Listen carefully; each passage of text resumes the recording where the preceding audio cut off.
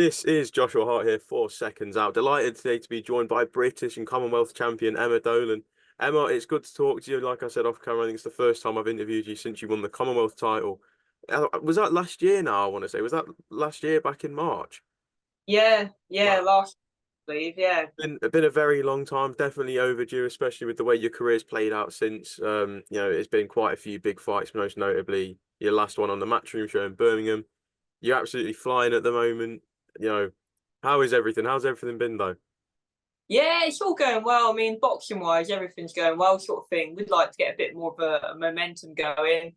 I mean, I've had 3 fights in the last 2 years nearly, which is no one's fault, but the powers that be, sort of thing. Carl's working his ass off, and so am I in the gym and that. I'm ready. So, yeah, I hope we get a bit of momentum going and start getting a few more fights in. We'll dive straight into things. So I spoke to Carl last week on Zoom, and we spoke about yourself, and obviously we spoke about the big win on the Matchroom show last time out, and hoping to have something materialize. Something that gets set in stone and really help you push on. But it's not seemed like things are going your way from your perspective. Can you just tell us what's going on, what could be next for you? Yeah, I mean, like obviously when I thought, that was a pretty big fight, and obviously upset the party a bit there. I was expecting them to continue to work with them, but it didn't kind of work like that. They didn't follow through with their options or anything like that. So that was a bit of a kick in the teeth because you work so hard on these small hall shows to get in that kind of position.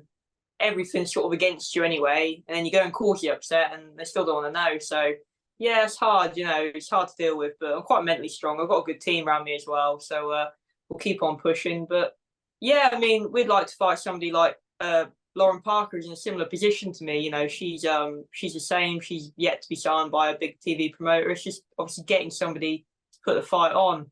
I was just mandatory for the European title, and I wanted to fight for that. Everybody seemed happy, but just can't seem to get any promoters at the minute. It's not just myself. I think there's a lot of women in particular in the same boat, and a lot of fighters in general, really. So yeah, a bit frustrating at the minute, but we keep pushing along.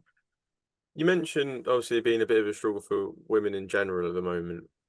We've seen, I think, we saw a real turning point at one point for women's boxing. We saw some historical nights within recent years. Boxer putting on the all-female card at the O2. We've seen obviously Katie Taylor continue to defy the odds with the Chantal Cameron fights, the Amanda Serrano fights. What do you feel has been that turning point where it seems like women's boxing, through no fault of its own, but it seems like it's taken a few backward steps to what it was looking like it was going to be? I don't know. To be fair, I really don't know. Like, you could maybe say the Saudi cards have had an impact, but they've had an impact on people all round, really, not just women. I think men as well. If you're not on the card, you maybe put on the back burner a little bit. But then, in the same breath, it's a massive opportunity and great for the people who are boxing on the show. So, it's one of them. I don't know why everything's peaks and troughs in boxing anyway, isn't it? Yeah, they go up and they go down. So hopefully they can get a big women's fight on soon that will really lift it up. I mean, they've got Sky Nicholson versus Raven Chapman over in Saudi. It's huge for women's boxing. It's a huge fight. So hopefully that might spur on a bit more attention to this, that side of the sport, and give it a bit more of a uplift. And for you, I guess you could kind of say you're a bit of a flag bearer now for women's boxing. There's only a handful of British champions in the women's side of things, and you're one of them. Do you feel once you get that platform that you're hoping for? Obviously, Carl's mentioned it, saying that he wants to get you on TV. You've got a style made for television. Once you get onto those platforms, are you gonna, obviously, while being in these big competitive fights, you're gonna make it a bit of a mission, along with many other women, but to try and cement a place for women's boxing and say we're just as good as what the men are. We deserve some of the attention as well. Yeah, definitely. I feel like I've been doing that since I turned pro, to be honest. I've always wanted to make a statement. Even though I was fighting sort of like journeywomen and that when I was first coming through, I didn't want to just get the win. I wanted to win in a good style. I mean, in my first sort of 3 or 4 fights, I got told I had to fight of the night every time because I made it my point to sort of put on a good fight and a good display for women's boxing. So yeah, I'll definitely do that. And I've got a personality. I'm not a piece of wood sort of thing. I'm not just going to sit there and say yes, no, whatever. I'll a bit of personality outside the ring as well. So yeah, I just need the opportunity and the platform to showcase it all.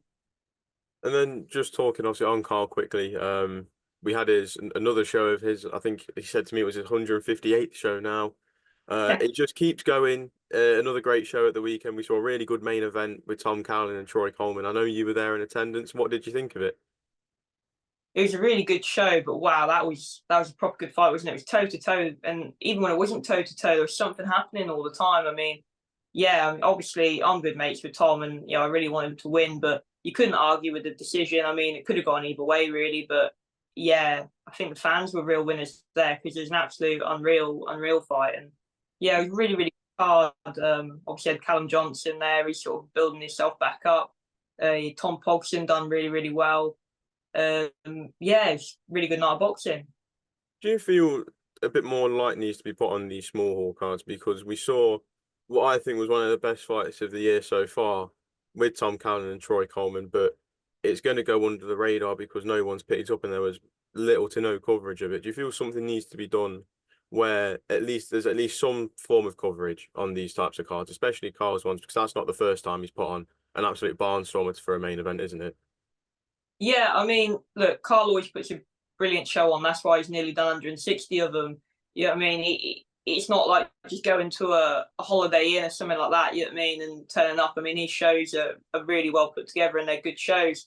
But yeah, I think there needs to be a massive, a more of a light shown on the small hall shows. Like maybe if there's a new platform that come into play to go around and film all the small halls, or like the Zone or something, some kind of platform wanted to get on board, because some of the best fights I've seen have been on small hall shows. Some of the best fights I've witnessed have been like a 6 round absolute war or a boxing masterclass in a small hall show. I mean, some of the big shows, you're not really getting that as much unless the main events, because they're sort of in there with people that they're going to beat. You know what I mean? They're very one sided. Whereas on these small hall shows where you've got these prospects who need to jump up the ladder, they're in these 50-50 fights, and they're hell of a fights, and they're really good to watch, and it's a shame they're going unnoticed. Well, before we move on, we'll just give a big shout out to the man I like to call Mr. Boxing in Carl Greaves. I feel like there's nothing in the sport that he's not done when you talk to him. He's seen it from all aspects. But turning the attention away to looking at some of the big fights coming up this weekend, we do see Anthony Joshua versus Daniel Dubois, Wembley Stadium. Probably the best card I say we've seen on British soil in a very long time. When you look at the card from top to bottom, how good do you rate it? Yeah, to be fair, when the card got released as well, some of the fights today, even me being a boxer, and I love boxing, but they don't excite me. But that's one card that, and I thought, wow, yeah, that is a good fight card. The 5 vs 5 did was a good card, but this to be in British soil as well, there's some very good fights on there. I mean, Hamza Shiraz against Tyler Denny. You've got now Ishmael Davis against Josh Kelly. It's a great fight. You know what I mean? And obviously the main event as well. It's a good card all over. Which fight on the card excites you the most, though? Which one, apart from the main event, which one do you really sit there, look at, and go, "Wow, that's a fight you've got to tune into"? Catchy Warrington, isn't it? Like Yeah. wow, that's gonna be a great fight, isn't it? It's gonna be It, a problem. it has all the materials to be an absolute, I guess you say, fight of the year contender. It does. When you think of like Pikachu's live performance against Joe Cordina, and then you know what Warrington brings to the table. Yeah, I think that'll be a very good fight. And then obviously the winner's going to go on to do, really big things, really big fights. I think he a mandatory for what's his name? I think it's Sugar Nunez, Eduardo. Yeah. So there's a lot on the table there. So yeah, it'll be a good one. Who do you favour in that fight? Who do you believe comes out on top? I think Kakashi. I think if you asked me about a couple of years ago, you'd be a bit more. I think maybe Warrington, it's one of them. But I think going off his last performance, that's a massive win for him. And then, Warrington's looked a little bit aged in his last couple of fights, I think personally. So, yeah, I've got to lean towards Kakashi. But it's one of them fights where, they're both in there toe to toe. It only takes one shot, doesn't it? So, yeah, it'll be a good one.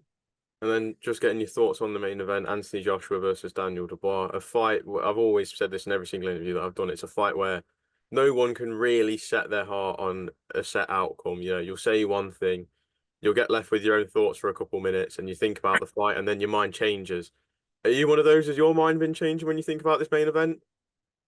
Yeah, yeah, definitely. I mean, yeah, I'd say Joshua, because I just feel like he might be a little bit more,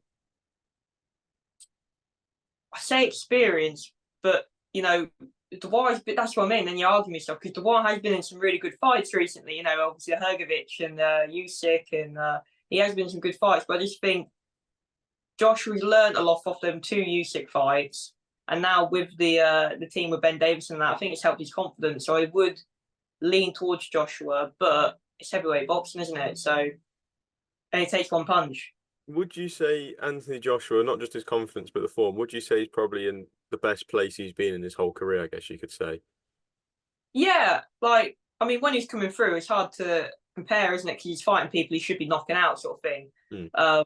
And it's hard to judge because he's fought obviously Nagano, who done well with Tyson Fury, but he is just an MMA fighter, isn't he? So it is hard to tell. But at the minute, everything about him looks a lot more confident. He's carrying himself a lot better, and he looks a lot more switched on in the ring. So yeah, I think he's a dangerous man at the minute.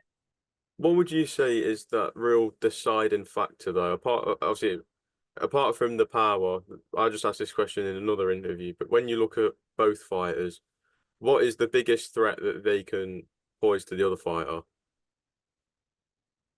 I think it'd be a bit of a mental battle, wouldn't it? I mean, both of them have showed in the past that their mentality hasn't been the strongest. I mean, Dubois has obviously gone on to prove that different, and so is Joshua in different respects. But yeah, I think whoever can keep their head the most and keep their heart strong, they'll come out on top. But yeah, we'll see.